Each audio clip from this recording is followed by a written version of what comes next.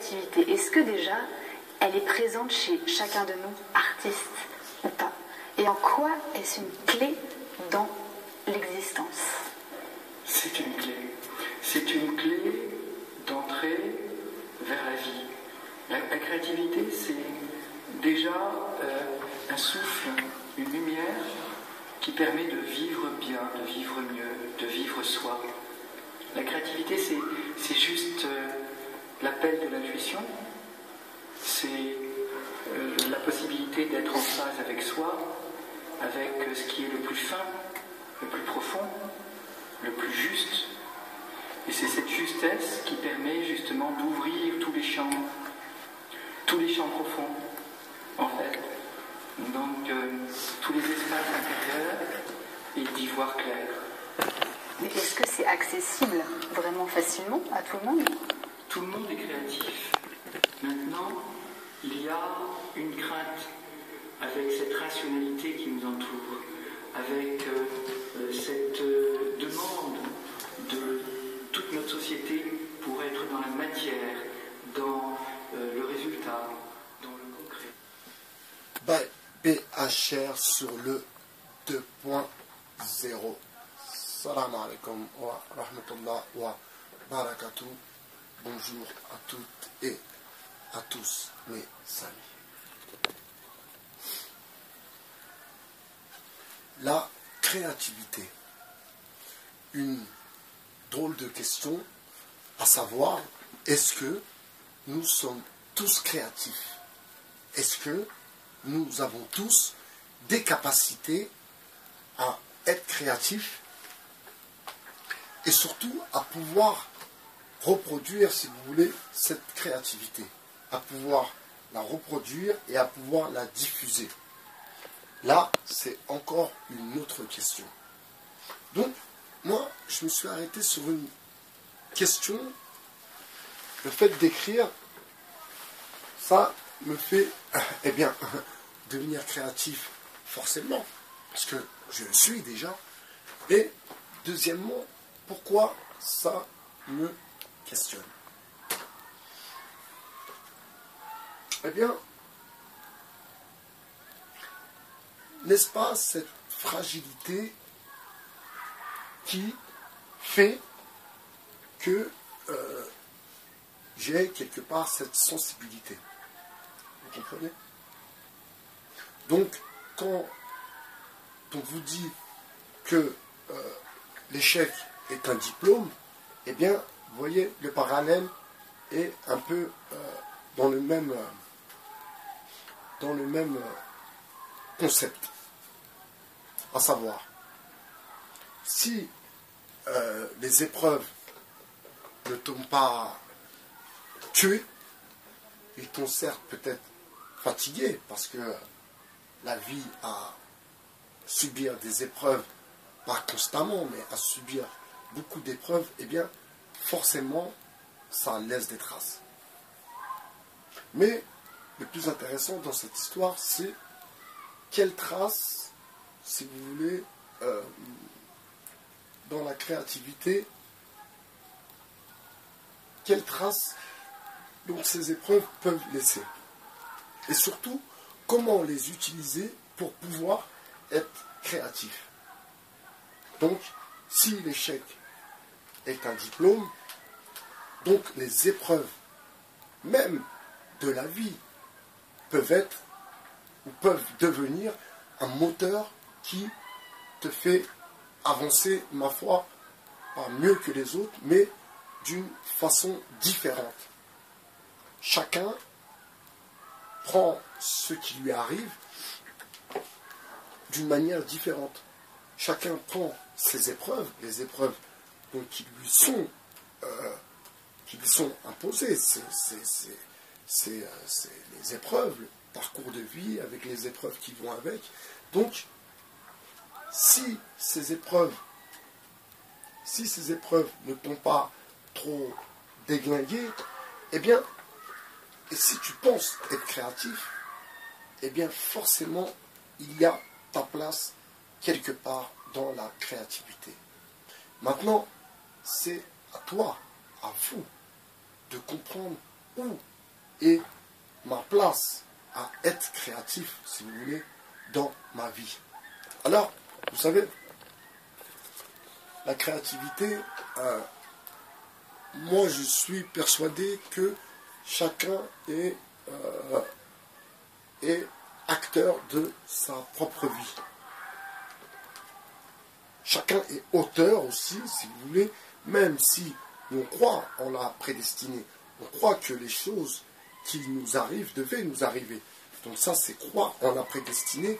Et pour pouvoir se prétendre, si vous voulez, croyant, croire en Dieu, eh bien, nous avons l'obligation de croire en la prédestinée.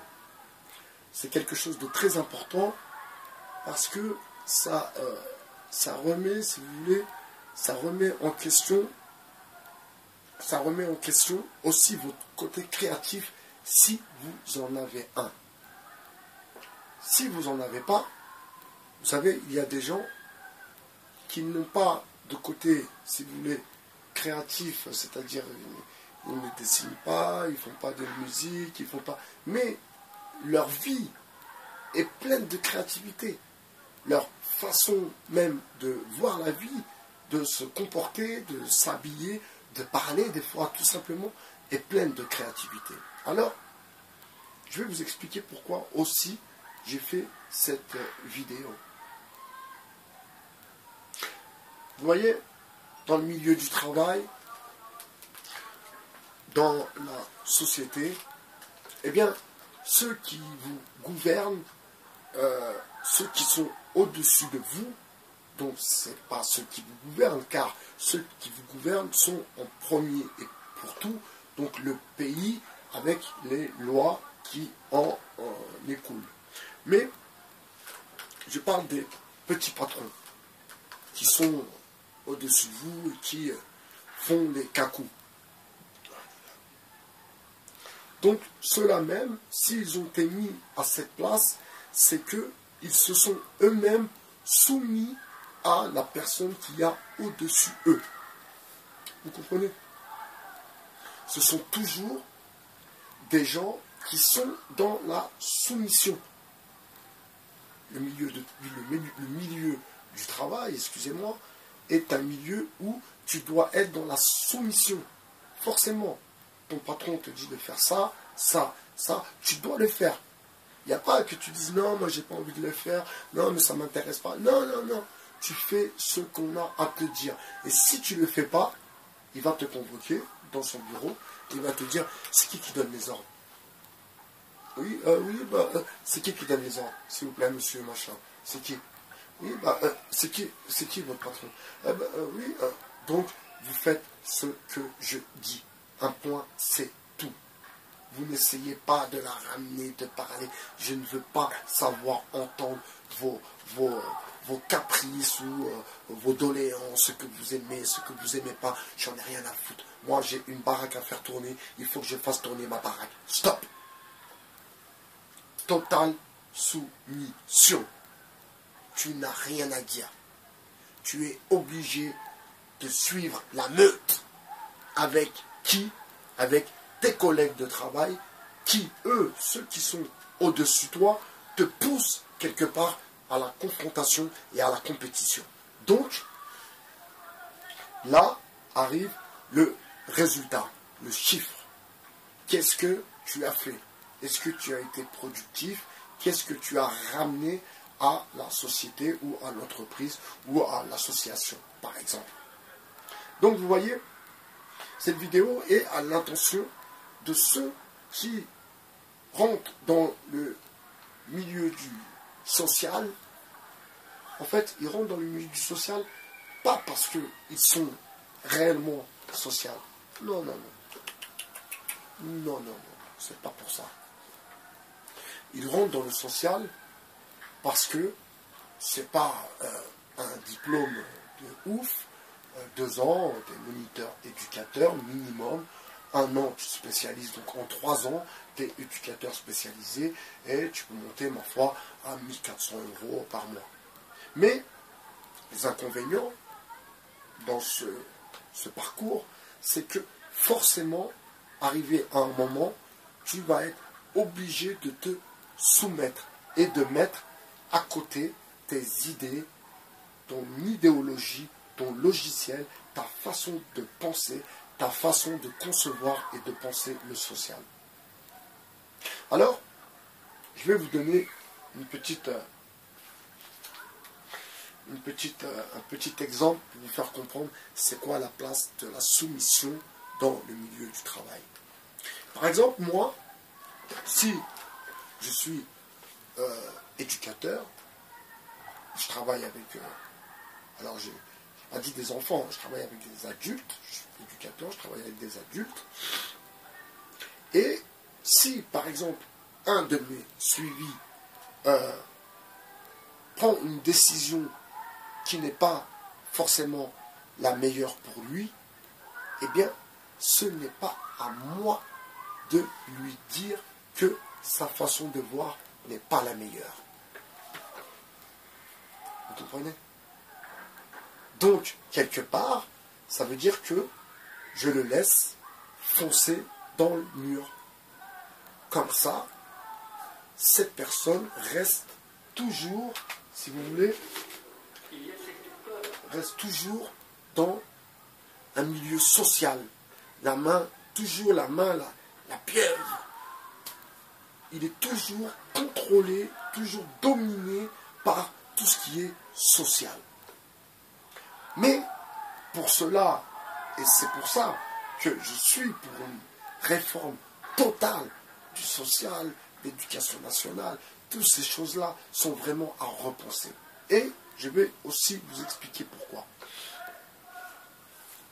Vous savez, maintenant, comme je vous ai dit tout à l'heure, beaucoup se mettent dans le social parce que c'est, ma foi, pépère. Mais certains n'ont même pas l'âme du social. Ils font ça car ça les arrange, c'est pas fatigant, les horaires, le salaire. Mais les gens eux-mêmes, beaucoup maintenant, sont dans le social, mais eux-mêmes sont des cas sociaux. Donc, il faut m'expliquer comment quelqu'un qui est déjà, ma foi, un peu cassos, dans la cassositude, va pouvoir redresser quelqu'un qui a besoin d'un soutien, d'un accompagnement, si lui-même est déjà dans une situation de cassositude. Il faut m'expliquer. Il faut m'expliquer comment un éducateur qui est déjà dans une situation un peu fragile, situation un peu pénible même pour certains, comment va-t-il pouvoir nous emmener, leur emmener la bonne solution pour pouvoir se sortir le plus rapidement de certaines impasses. Car eux-mêmes n'ont pas réglé les impasses dans lesquelles ils sont. Vous comprenez? Et ça, c'est toute la question pour les travailleurs sociaux, pour les professeurs, pour tout ce qui concerne la transmission, tout ce qui concerne, ma foi, la fibre sociale. On ne peut pas s'improviser travailleur social. Ça n'existe pas. Et si on s'improvise travailleur social, eh bien, forcément, on fait mal son travail. Parce que les écoles d'éducateurs, les écoles de moniteurs éducateurs, eh bien, ne sont pas les endroits où sortent, eh bien, ma foi, les plus brillants des travailleurs sociaux. Donc, c'est vraiment une question à méditer et à réfléchir. Pour en revenir à la créativité et pour terminer cette vidéo, la question qui me revenait, c'était, n'est-ce pas donc cette fragilité qui fait que j'ai cette sensibilité, donc à la créativité. Vous comprenez? Et je suis persuadé que c'est cette fragilité qui fait que je suis créatif. Bye bye, cher. Sur le 2.0, je vous souhaite une bonne journée.